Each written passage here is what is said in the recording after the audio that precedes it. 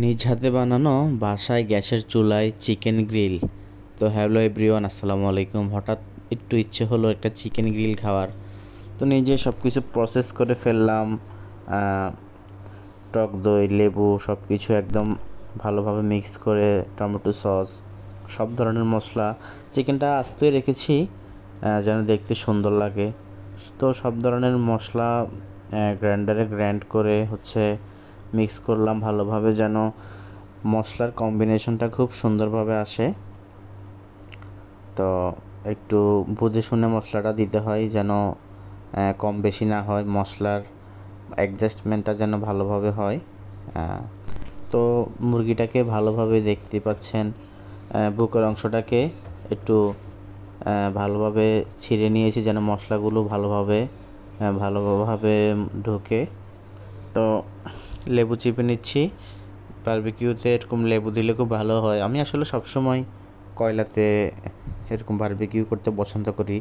তো এখানে কয়লার অপশন নেই, এই জন্য গ্যাসের চুলায় একটি পাইপ্যানের মধ্যে এই জিনিসটা করলাম একদম লো হিটে। তো সেটা আপনারা দেখতেই পারবেন সামনের প্রসেসে কিভাবে এটা করতেছি। তো আসলে ভিডিওটা একটু উপর থেকে করলাম, তো একটু ছোট আসতেছে স্ক্রিন। তো ফাইনালি মেখে দিয়ে দিলাম ফ্রাই প্যানের মধ্যে। ফ্রাই প্যানের নিচে এরকম একটা স্টিলের কিছু একটা দিয়ে নেবেন, তাহলে সরাসরি হিটটা পাইপ্যানে লাগবে না, সেই ক্ষেত্রে পুড়ে যাওয়ার সম্ভাবনাটা কম। দেখুন অনেকগুলো পানি বের হয়ে গেছে চিকেনের কাছ থেকে।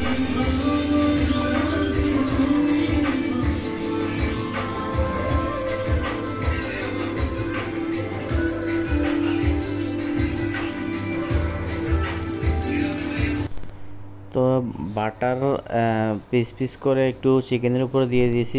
বাটারটা গলে সমস্ত চিকেনে হয়ে যাবে। এই তো ফাইনাল লুক, চিকেনটা হয়ে গিয়েছে, এখন খাওয়ার পালা।